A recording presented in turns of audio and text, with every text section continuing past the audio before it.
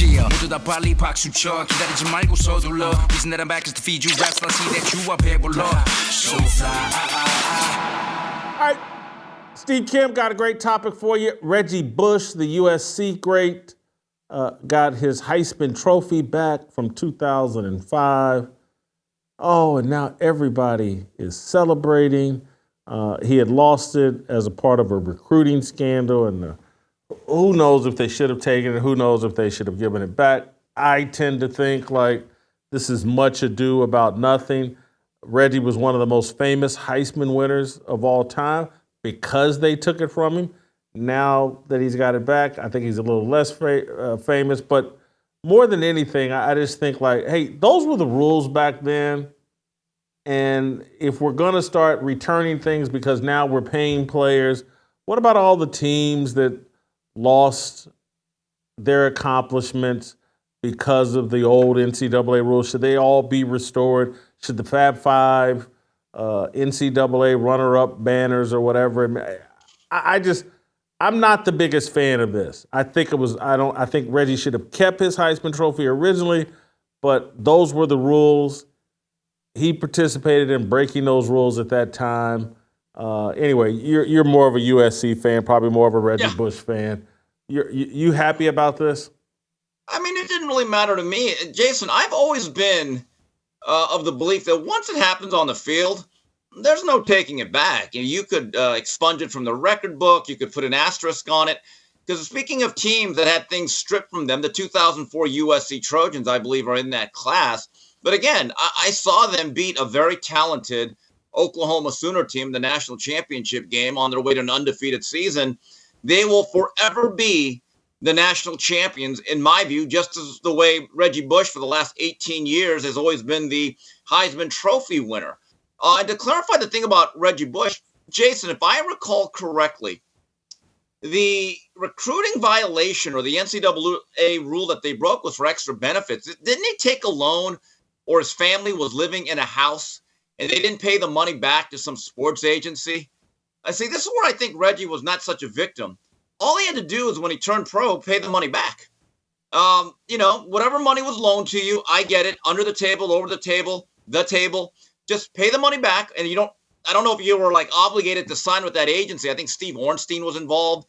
All he had to do was the honorable thing and say, hey guys, this is the money I took up front. Whether I sign with you or not, here's your money back. None of this would have ever come out, last I checked. But Jason, the bottom line is very simple. To me, nothing changes. He was always the 2005 Heisman Trophy winner, regardless of what anyone else said. One of the greatest, most exciting college football players of all time. I got to work with Reggie at Fox. I liked Reggie. I really did. Who knows what Reggie thinks about me. He's, caught up in Twitter and all that other stuff, but I don't have a personal problem. And again, at the time, if you go back and read what I've said forever about those archaic amateurism rules and all that, I've always been on that side of the argument. But this overwhelming celebration, like something grand has happened here and a wrong has been righted, I'm just not, because that's how everyone's acting. Like, Reggie's going to there'll be a new Juneteenth or something. This is like Reggie they freed the slaves. And so now Reggie's finally free. They're paying athletes and he's finding out years later that he's free and we'll have a new Juneteenth celebrate. And this isn't that significant. And just like you said, the crime against Reggie isn't so preposterous that we have to sit around and pretend like, this is the Tulsa Massacre and it's finally been addressed. Bushteenth. Maybe celebrate that every May 5th. It would be like going against the Cinco de Mayo, against a different culture. But that's the other thing, though, Jason. You talk about the damage that was done to Reggie Bush. How much damage was done? He was still drafted number 2 overall. Didn't affect his draft status. He was on the Fox pregame show for a while.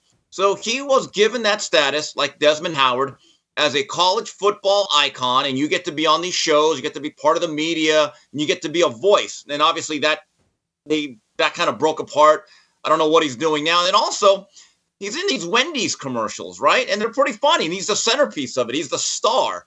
So he gets endorsement money. So he's having a pretty good life. We don't have to start a GoFundMe campaign for him. And now he gets, I guess, does he get the physical trophy back? I never really understood that. As far as I don't really know what was really lost other than the fact that people got to complain about it every year when it came to the NCAA. He probably now gets to be in those Heisman Trophy commercials that everybody's been doing, where maybe previously he wasn't, and now I'm sure it'll be a big deal having him in those commercials. I'm going to tell you that the thing you left off that I think is, pardon me for saying, I think it's one of his greatest accomplishments is, he was very, very early in on the Kardashian thing, long before that conga line of, other athletes dipped their toes into that water. Reggie was in there first before the waters were as polluted as they are now. That's where I tip my hat to Reggie. So again, first in or early in, at least early, I wouldn't say first, but early in on Kim Kardashian. What really did he suffer? What did he suffer by losing this Heisman Trophy? Yeah, so he largely escaped the curse because a lot of other guys have not. They've kind of gone a wayward direction just by being around that family, including a future gold medalist that once was on a Wheaties box. But anyway, Jason, I was just really thinking about it as we're preparing for this segment. Am I out of bounds for thinking that Reggie Bush is one of the top 10 college football players of all time? Because I look at the versatility and the playmaking, game-breaking ability he had and running backs. Think about this. He was probably as effective and as dominant in his own way as Herschel Walker, Bo Jackson, Barry Sanders. And then he also had the versatility. I remember in the late 80s to mid-90s, there was these group of guys led by Rocket Ismail, Kadri Ismail, Kevin Williams at Miami, O.J. McDuffie at Penn State that were the all-purpose guys that could do everything. Punt return, kick return, catch the ball. Reggie was a combination of all these guys because he played running back. And him and Lendell White were an absolute monstrous duo with that thunder and lightning 1-2 punch of the Norm Chow offense. This truly is, in my view, Jason, tell me if you think I'm exaggerating, one of the greatest college football players we've ever seen. I'm scribbling notes here about, guys I would put in that category. Who would I start, and you rattled off Herschel and Barry Sanders. Bo. You mentioned Bo Jackson. Tim Tebow would be in there. Vince Young would perhaps be in there. Here's one that some of the audience won't get. You'll get Hugh Green. Yes. Is in there. Tremendous defensive player. The greatest college offensive lineman of all time, in my view, Bill Fralick. Wasn't as great in the NFL as he was in college, but holy cow, that guy was amazing in college. Tony Dorsett. But yeah, Reggie is certainly in that group. Who is the greatest USC running back? Is it OJ? Even though OJ was only there for 2 years? Who is it? Charles White? Jason, the Mount Rushmore of USC running backs off the top of my head. And again, when we say a college player only was there for 2 years, Jason, they're generally only there for 4 back in those days. I know they're 7 and 8 now, but look, if you're dominant over a 2-year career at USC in an era when everyone only stayed about 4, that's pretty good. I would say OJ, Marcus Allen, Reggie Bush, and I guess you'd have to say Charles White, because to me, all of those guys, I believe, won the Heisman. So I think that has to be a prerequisite.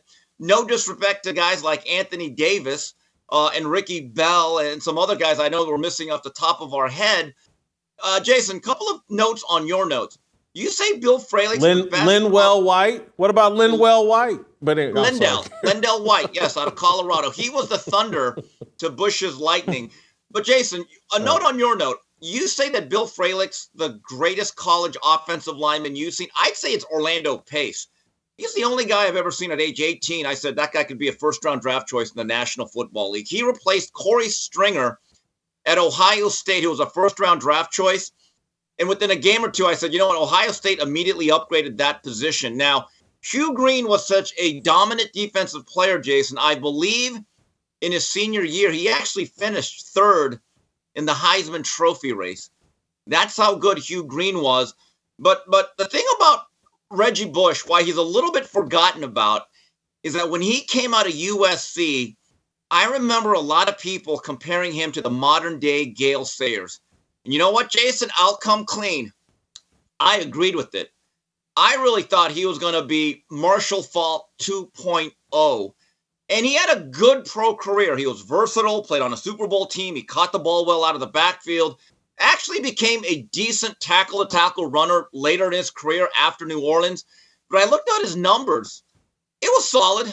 It was good, but he didn't have that same impact that I thought. But I do think in today's NFL, where he'd probably be more of a receiver, catch a little bit more than he actually did, I think that his game would actually translate a little bit better to modern-day football than when he came into the league in 2006. But again, that does not take away his greatness at USC. That Fresno State game, Jason, in 2005, the man had 513 yards of total offense by himself. Never seen anything like it. If not, and this is where getting robbed of the Heisman has actually benefited him.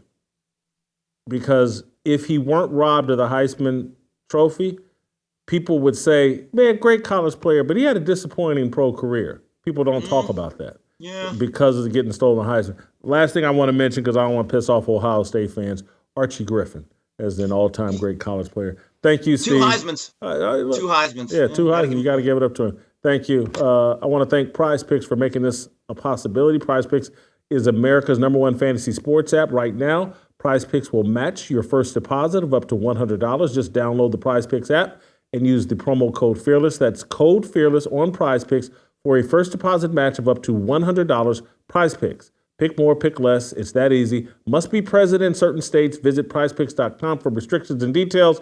Prize Picks. Daily fantasy sports made easy. If you enjoyed that video, be sure to hit the like button and subscribe so you never miss a moment of Fearless.